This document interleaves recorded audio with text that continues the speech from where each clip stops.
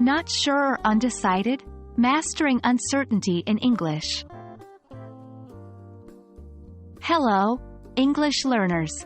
Today, we're going to delve into an essential part of everyday conversations, expressing uncertainty.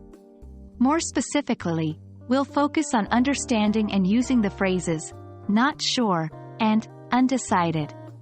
Let's kick off our discussion with the phrase, not sure.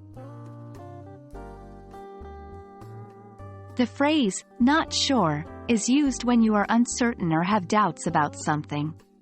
It expresses that you do not have a definite opinion, answer, or decision about a particular matter.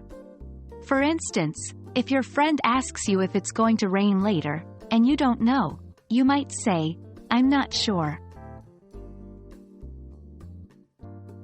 There are numerous ways to incorporate not sure into your sentences. Here are a few examples.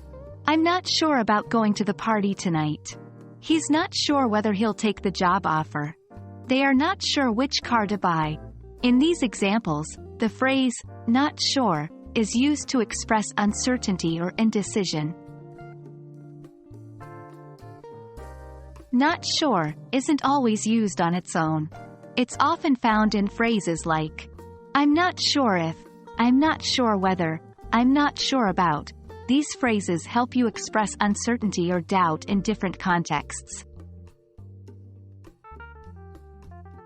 Mastering the usage of the phrase, not sure, can significantly enhance your English conversation skills.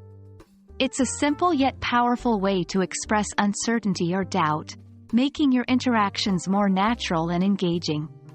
Keep practicing, and soon it'll become second nature to you.